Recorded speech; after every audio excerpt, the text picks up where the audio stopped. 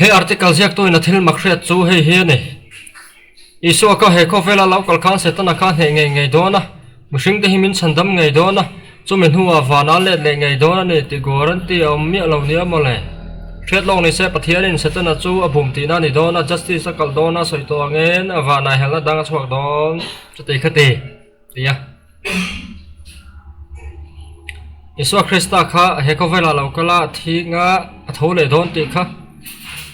lok lo ni ati ya ma se bible hi aring lo nge chiar ngai lo nge ka shalo ba luka hi na luka pung som ni pale cha som li pale nge li nga li rup te chiar tai la isu krista kha athia thole karan ne na chuan injinga kom lai khan heng thu hi ka hril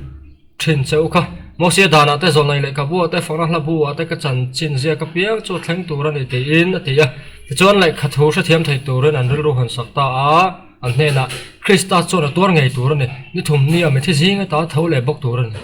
chung chu zon lai le ka bu te dan bu te fona hla bu te alo in jeng lo ve ka lo shilong na ni ati ya isu ber ai isu ber me sia chu thinga aturanga thinga thole nga ti zong zong shilong na om ni ti a soi la ya ning mom lo han ti chu athiam thu ni lo ngal chu chu ni chuan ron zek ta ni ani lai ya so hello ni ta ela kum som thum pathum chung vel lek me hringa lo chana chu ta thia kan thole don ti chen bok che chuan ke po in khovel me hring zong zong chan dam na na ni thum la zan thum thana mu te chu ka hrevak bek hlei ne chu ta pathian in min la choi moi na sa zui don bok si ka ti thin ani ngai da ni nga la ni ti take ma chona tul phot chuan nakin lam ngai to lovin kan thian chan thigam tai te sena te chong bola te kan nei ni lom ni ka ti bok thi chu ta pathian hangai na rel zia thuk zia chu davida lai goliath that in dual na khana lo in phum rurang mai zunia mo chua ka ro phoi thei dik siama pathian hangai nei ka khoi son lai to ngai lo reng hriat chu ka thiamin ka hria ma se amak hi ka ti top thei lo pa ni sena e than ka thu je khrem shri ma hi po hi ni thaw bible ta po hi ni ya zia som tur zia som lo ta zia som lo to zia som ta pang chu son mak da na tu ni lama da ta hi tam thri na min ti bala na sa thin la ma hi na sera e chu wangin ke ma zia ang par han chiar turin angai na a om lo har sa thin khop maya thu ta kan ziak pe hlom se ma zira tha heng ta hi zurui ang nok zurui kal pa ang nok chiar ngai ha tha kama a trâu bul lam tlem vani setana le pathian na ya we kha ron ti deu khar ta zela pathian ya we setana le pathian ya we in kar hi politics ani setana thil tum number 1 chu pathian tluk le ama anga om hi ani pai thak ni lovin tia isaya haron ko ta helna lo chok ta adomai nei sa po chu he van tir ko to sol pa hian hlo ta pathian ko ta thu boy chen fel tura om lai chon setana chon plan bi amang ta chu setana lo chan to lo to he le ya pathian ya wa in adama mishing aronda tak le ama setana it ama pathian an pui nge ya siam adama ama pathian an pui nge ya adama siam aron ni ta kha ni chu tak to setana chuan tum nei ranin arot nge ni ati thai tak lo chu adama chuan ati thayang te in pathian ro rel la ka tanga pathian an pui adama chu in lak thana ma ni ro in rel la that tak hi a thei te in a chaw la ta ani pathian ro rel na tanga in lak thana pathian te lo ro rel la thatak den chua thai ka be se ni tia eng te hi ngai to na vak vel ni na langa wa te chuan pathian an pui adama chu in lak thana ma ni ro in rel la thatak hi a thei tin chaw la ta a tak tek chu zopa buwa kan hu deduction hi chu daniel buwa a hret thiam thei pathian in tha ati chu a challenge sa pathian ro rel na huang pona po ro rel na tha a om thei ti na ni ber mai nó sao đó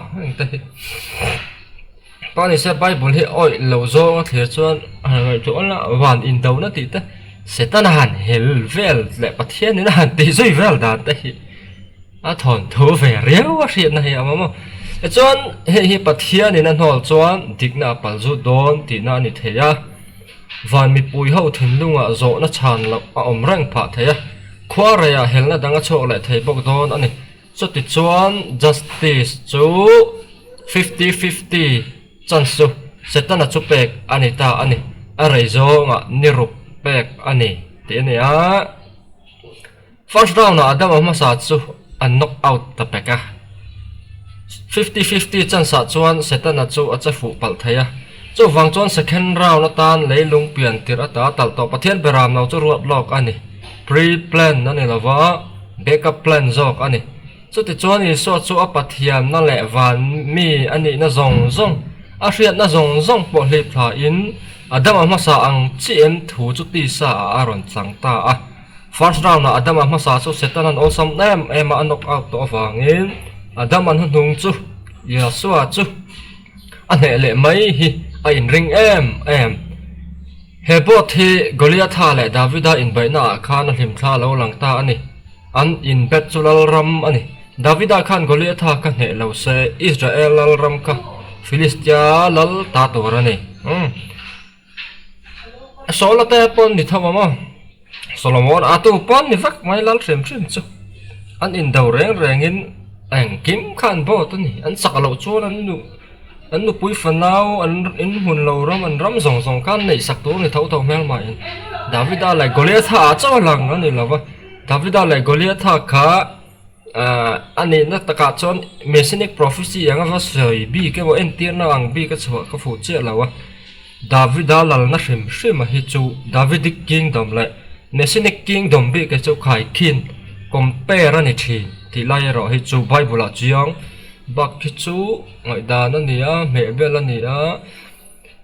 ten han ngai to ulangin pathian rau rel na pon lama pathian tel hot lawa mà ni râu in rel na thầy tu ra han xuống to ta hi a biblical lo ni tro chu chu pathian na rem ti lo se ta na po a ma po na do pe lo do tla ka po ngai lo ni ang isu po lo ti do lo wa van tir ko mika e la te mi ala ti vel mai a gabriel la te ho ni chu val chu ni a isu a pe chu tir se la sa ta na chan chu chenga chu vel chu ni reng ga chu wangin ro in rel sana ama thu nei na than challenge ta enge mo kha adu lo reng chapau na ani sa ta na sual na hi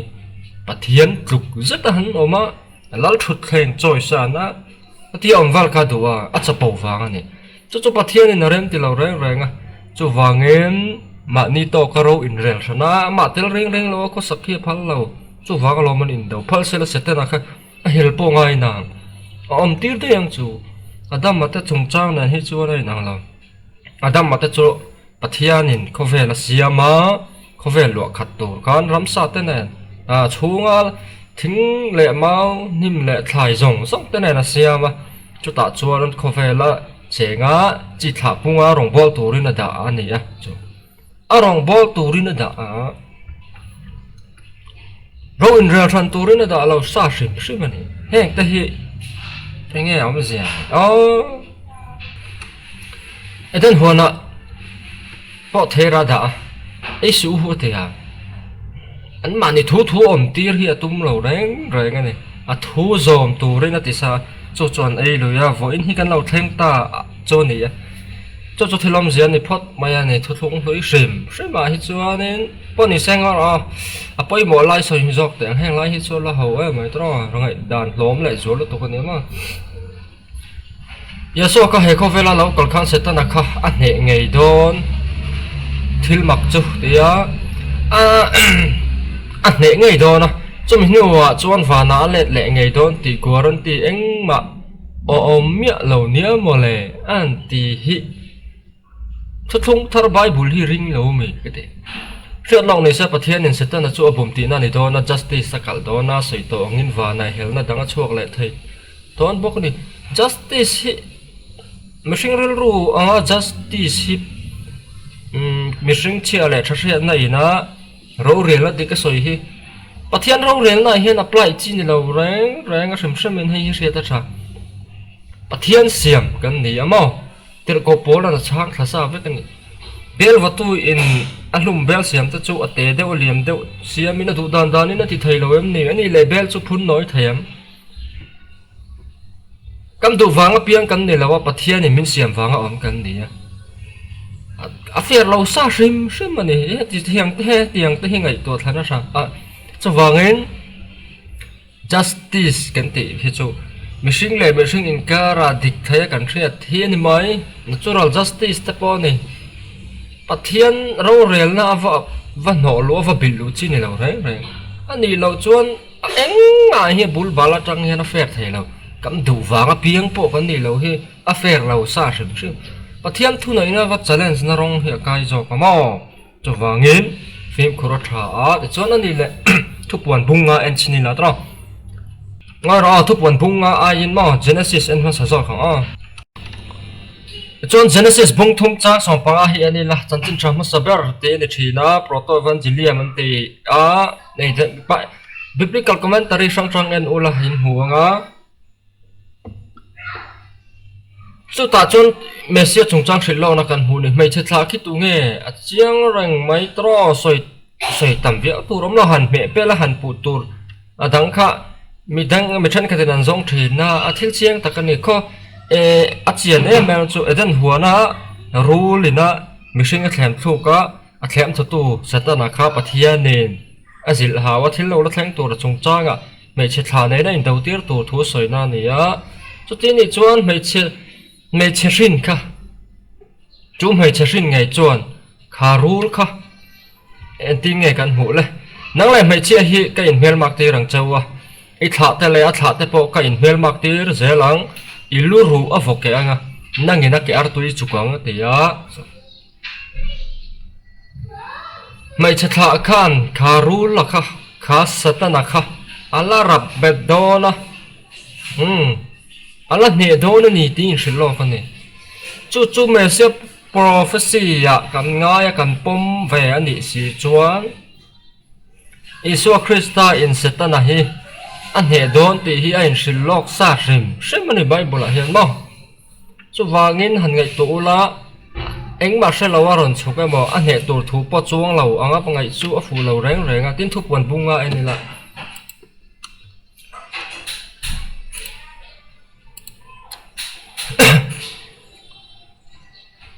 lal thu thlenga thu a dinglama chuan pon lam le chung lama ziak lai khabujial chin chiana pasaraya chartlat kam huwa vantir kau thil ti thei tak kam hu boka tu nge le khabujial hi honga a chin chiana te hi phel tlak om ti in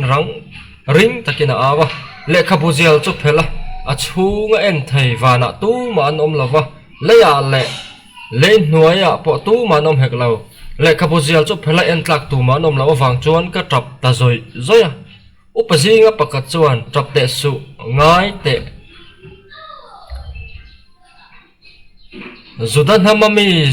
Zudan hama sakai bak nei David a thla ami khan chin chia na chu a phel tur le khabuzial chu a phar turin a hne ta ti chuan thil nung a chiang ta atera de chon lal thut thlenga thu a ding lama le khabuzial chu la turin a lo kala chang sarina a han lak chuan thil nung pali te le upas somni le pali te chu beram no ma a chuan an bok khupa per khuang le rang ka chak ber bu rin tui mi thiang hlim te tong trai na akhat chu an keng thewa la thar an sa a te kan mu a he Isu Krista local ma kha ni leya in petur leya kal tur chin chiana phel tlak om chun mi hring kan tura chin chiana phel tlak om chun pathian ma a in hlan na thiang hlim in thoi na rim tui hlan tura a tling le tlak om chun Isu Krista kha ania chu ngiam je kan ti chuan mi hring kan tura zukal tura kha zukala zuthi a thi san chok tur kha leile van la chungam zong a hian Isu Krista che chu tiang ti tlak chu oma ti nia van ro rel na khilang chiang ni ta hian rawan rela machine kan turan ngai to ti chiang renga chu tam rawan rela machine kan turan ngai to lok sa ve ka chin chen a phet sak om chen po isu ani si chuan eng wang in ngai so krista chon chung chin chen a ta chu phelen machine ke chu suk plan don ti shilok ti chu shilok na ni lo wa ruat sa ni lo wa chiang renga lom hai thu pon a po chu wangin thu thung thar bible te le messianic prophecy tam tak oi lo na ni in lang tlat a isu krista atron thleng dik Mesia shilong na kan te thu thung hlui mi tam tak hi juda hoin pom lo ma sala bible pathian thu thu thung thar pom vet si tan chuan chana danga om lo pathian thu ni chuan adik tur ani thu thung thar kan pom kan vai nol ngama enge mo ni si lo chuan isu pathian na te nol si ni lo reng reng ai te hi sia ila tha anga ai thu puana chianga genesis bung thum chang som pa khat li khalo ni boka chon article khan en chun jom le lo kila thatranga thil chiang chu isu local tur le setana he tu thu te heng hi pakhat ma hu tu rom lo ti chu dik lo a om a he don ti po kha thu genesis sa kan hu ma la thu puana sin chiana phel laga mishing hi na in mishing te ta na in hlan tur ni thu hi a chiang bok in hlan tur ti ni na a om lo ti chu dik lo wang ai hlan don lo chiang lo ri sin a tir ti vela ni thla don em enang chon anu la shet lo ni se pathian in setana chu bum ti na ni dona justice kal dona soi to angin van hel na dang chak chok la thai don bokani pathian thu peng hnuai om thau thau thenan hel du lo wa ni chu a hela terel ro pu zia kha ni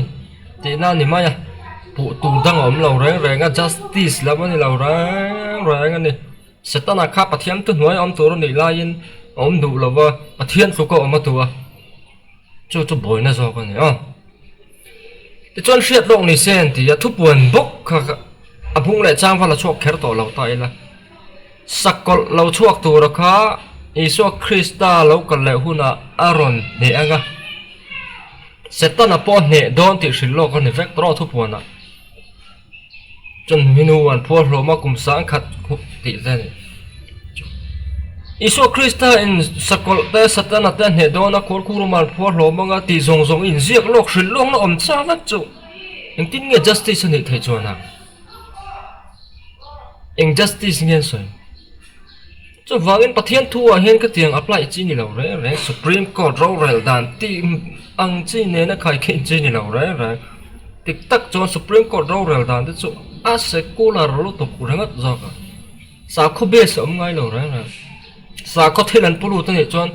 a sa kho thil lo zo ngen angai to de zel zo dan ang takin chu ani fo zo ka le lama justice ti ta court ti te ne na khai khin chi ni lo re ngane justice kan ti chon LGBTQ supreme court in ti na chan vo pe te unnatural offense un struck down zong te justice law tiang khai khin he fu la ra ngoi ma ni du mel veo ma se pathian thu kal dan ne de ve la chu wangin setan an he tu ra ruat lo mishing te tlan tu ra ruat lo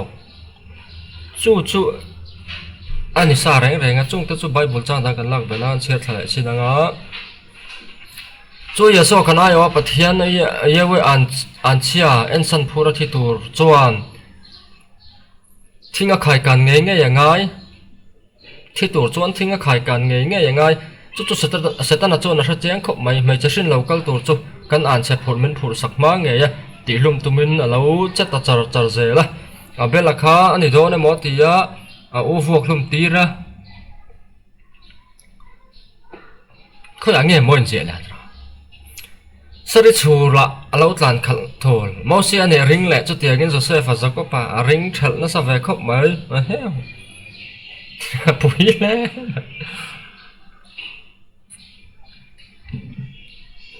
a tempo mu tur am man le o tro ngai ang pon sa sengaran chia som zal te tan tu tur dik tak iswa lo pian kha no kan lai ti hlum lo tum hala astrologer ta he na eng thuamin ar se ang ten aron en la ra a lo cham le a isorang bolton tir khan thalera sot ka zongin an lalram chu alo offer vel boka a hlo chamzel isorang bolai khan lalram chu pumpel zong bokin iso kha me pui vote mangin an offer vel thul gesmane huana khan me ringta min kan thai lo tur che in men tal war mangin ron pele a hlo chamzel rom si paitam hangin golgotha konga khan min kan thai lo tura tulum le soi sak hlum tir to min thai to ka chole boka ma se iso khan mi sona ra chiang si a thi thiang ri lo ni an che su na chu thinga khai kan ani miau si iswatlan na hi risky je soi na siak lo vet ti ya ti chu Yesu Krista kha he tilaya khan rau puina zong te van lama mi en ula chu ti chon isu chu apathian na le van mi ani na zong a hriat na zong hli phla in adama masa ang che in thu chu ti saron changa ti atro het a hian article masalama hian chon vanan ro rel zong kha a hli phla a hriat na zong hli phla chon vanan zohanna na thupu na lo huang chi zong te an ro rel te chin chena phel tura kal zong te kha van lam thilani wangin leya local to wa hriat na zong hli pani chon vanan ro rel kha pakhat ma hre to don oti da ni ni ta rang he chon ma se he ta he ami son na hre chiang sia la ti a leya ron kal nuan hril chop la ti na ni don ani ma se oi om lo ni tro in tinge zohanna sia ka kan hu ma ni du zong ti tu ro vana tang ron chuk ka ni lawa ka pa mi tir tu du zong ti tu ro ron chuk ka ni okay chu wangin vana tang rengin na ron kal chan hi hra chiang sa isu hian inge ti do na hra chiang sa ni lawa isu kham ni hring hlang ngor anga zuda chu dik lo ro reng kol sa bung hi chang ko a ama a chuan pathian na fam kim tin reng chu ti sanai na mishing ani po khan pathian fam kimala ni re chu ni bible zertir dan chu wangin mishing ani na zon ngor khir ka dik lo reng ti chuan thok khat lai ba chon chanchin thabu a khan an ril ruput zia chu hria ate mishing puita ril ruput mang te ka hre thai ani chu engwange vana ro puina zong athuam a mel dang lam na tlanga lan dan ang chi te le pa kianga ro puina zong tinge bible a cheng la to leilung pian ma i ne na moina ka nei khan na ngi mi choi moi ro te khati atam mai tro leilung pian mai na ngi mi mangai to ting che ka chu ni philippi bung hi chang ro ka po ani chu pathian ni reng ma sela in the form of god te ni tro pathian ni reng ma sela ngai anu lamo who being in the form of God thought it not robbery to be equal with God. Pathian anisa ani pat engin yang being in the form of God te chu a divine nature anga pa pathian bula ro pui taka thunai tak thil ti thai tak a thunai nan le ro pui na zong thuam ro pui ta po ni anga ka ti anga alal na huna om kha thlel zo lovin pathian ne na khatianga ro relan om kha thlel zo lovin in titlom na ran kalta chu kan huwa amara choron in titlom chungin athuam te mo alan dan ang chi ro puina wana ro rel na thunai na dai thu taka ro rel thin ang zong te kha chu da thlave thoin aron chuka ma se chu ti chung chuan pathian ani na pathian fa pa ni na a pathian zia kha ama kha na om reng chu kolosa bung hi chang ko na zia ka chu chian na chu a mihring puita ril ru te hriat sak thai mihring pa ngai ringot ni adam anga mihring pa ngai ringot pathian na zia pakhat ma nei to lawa hlip thavek ni se mihring puita ril ru hriat ngai nam lo reng setana meu po in a shelo mihring ril ru ngai to na masa iso chuan a hria tin a thu em a hun laia zol nei te le ro mi ro pui tak an ti thei lo thil tam tak ati ya mi thi kai thawa ram huain hat chuaka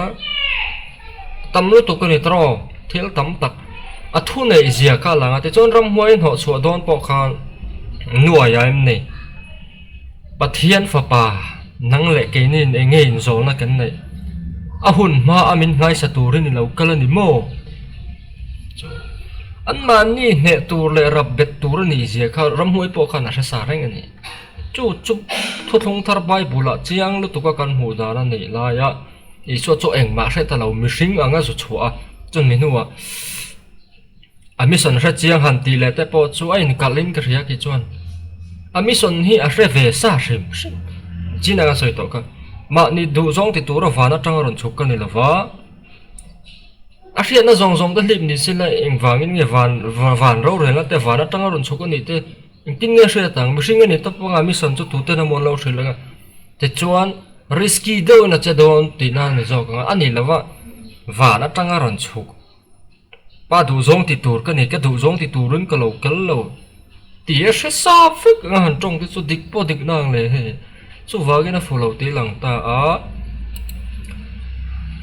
isorong bolai khan lalram chupum a hati a setanan lo thlem ve te hi chu mihring ani ya wa ama anga duam na le enge mo ina achim boi ve a chapo na te na ti boi ve the a enge mo ringin lo thlem kol ve ma sia so lo ani chu bible kan hu dar ani a tin isu krista hi pathian na zia pum hlom la nei ni chon han ngai to ola petarana ti mi tu po in thlem nan to chuan pathian thlem ka ni ti su se pathian chu sual thlem zia ni lo ti chu wangin setana khan isu mi hring kha a ngai to na te po a hre ve ti chianga a chak lo na te hria ti chianga ni chu mi chu rem changa mangin mihring ani ra mihring a ron chantir po ka nge ti ve china nge ati ni na lang ani lo chuan ama kha pathian fa pa eng ang pon thlem se tlu lo tur ani kha petera na soya pathian chu eng apong eng ang pon thlem la sual thlem ji ani lo a pathian na zo na tang chona tlu don lo ti hi lang sa hrem chu tiang ze nei reng chu a mihring ni na kha setana khan ron hu sakin khem thu mai thein bei se a mo lu tuk wangin a ngai tu toy lu tuk wangin a ron ti vel mai maya ma se iso krista in he lu tukin a lo chang thla a lo bin thla zel ta zok sia bei donga tlan cheta tlan bo san ta ni tra chu thil om sia a lo ni a ti chon hosea phung ruk chang hi a khang kan hu chu lúc ngora chu ai chu mi ma chon lúc a zia khi en ma sa ka ngai yo lúc ka pung sam ni te ta de ni tro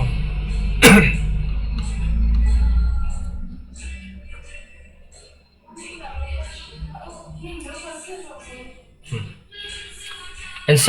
said unto them, thus it is written, and thus it behoved Christ to suffer and to rise from the dead the third day. Nhưng thu hi lo ziak lo ka ni pathian thu a pathian lai kha thu a Isu Krista chu atuaranga ni thum ni a thole don ti lo ziak lo kan lo mathia lukan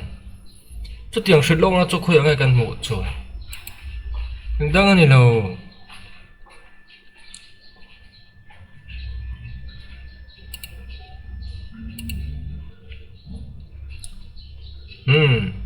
Hosea bung ruk chang hia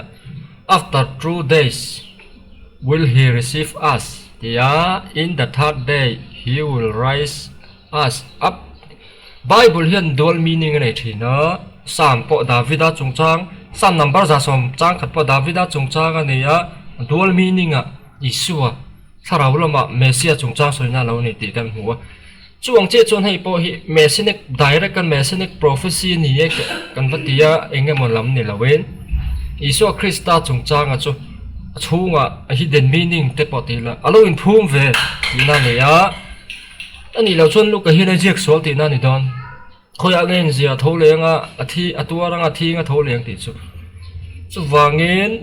lu ka hian aziak sol ani si lo chuan khi ani dual meaning a isu chung chang soi na lo ni anga ti chuan ngai to ula Messi chu thinga thole don ti hi a in zia ka lo so ziak lok sa rang chu nge khoi man ziak lo han ti te chu adik lawang tro chu wangin thil hi a fu lo sim ma te chuan he thu hi ma tu dang soi la ni lo hen ma i suwa soi ngi la ni zui ne nge to to te chuan anu la cha som thum pakwa tang hen chere la ka kut te ka ke pha te en ta cha u ke ma nge kha kan ye lo mi dek ula en ro ke mi huang hian tharau ke mi huang hian tharau win ti sa lai ro nai hle ne ma ti a soi zoi na kut te ke pha te en ti ra an lo nu tuk chuan an lo oi ta lo chawa ma kan ti ema wangin an he na heta englo e turin na yama ti a sangha hem min sang khatan pe a ala a an ma chon e ta an he na chon in zinga ka om lai khan heng thui ka hril thin cheu kha mo sia dana te zon nai le ka bu te fakna la bu te ka chan chin zia ka piang lo thlen a lo theng tur ani ti in ti a te chuan le kha thu sa thiam turin an ril ru hon sakta a an he na Krista chon atwar ngei tur ani ni thum ni ya mi thi zinga ta tho le bok tur ani sim na la sol ngai dam na thu Jerusalem atangin a wan na sau thu nom em ka e lo in ziak lo ve ko lo Messi na thi tur te a tho le tur thu a tor tur te a thi a tho le tur thu te thi i su ang nge yin chu ho chu tu tlong lui sil lo na kan hu lo ma lo chu wangin Messi kan ya thleng dik ta nei hi ti a i su thu soi ber po oi lo a thi nga tho le don ti om lo han ti te su Bible rin lo na ni thil dang om lo ma chu wangin soi chiam tur pom la wang heng hi la zuan to a satana po isoi na ne tur ruat lok sa ne thu puana kan ho chu justice ne lo kan ti du ni chuan kan justice re chu du la zu apply mai la poi lo rang ra ma se pathian lal na pathian sovereignty hi eng mai na challenge si ni lo justice ti mai pathian ma a hian a thu lu tukar aro rel da hian kan so yang kan du than wanga piang po kam ni lo isu po kan du wanga pe kan ni lo kan du lo wanga pe po kam ni lo min pe mai ni a justice chuang lo eng ma chu wangin kan du thana kan nei lo po ni reng lo ta hi tak chona dama wanga sol kan ni po kan thana ni hlei ne ka ti sol ni hlei ne e adik lo ro re na dik ni lo ti la adik chu chiang chau tu chu ni chu wangin pathian ni min ti chu kan ni mai pathian thu nei na te pathian thu te oi lo na level la ni zok ma heng hi chu soi bel tur te am na kan du to kang pathian thu oi lo na ni ber pathian rin lo na ni ber chu wangin iso po mi hring yal ngan satlia ngot ang han ngai mi hring tak zet ani ma se pathian po ni tho mi hring ani chung khan chu Bible kan hu lo chu wangin a mi hring ni na zon chau thira enge mo tir vak khi dik lo ra pathian ani wangin mi ril ru te po hret sak thai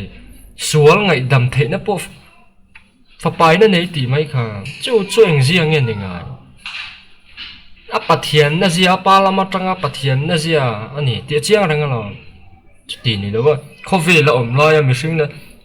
sual te ngai dam ni ai sual ngai dam ni to ti mai ka mai chia ti dam khan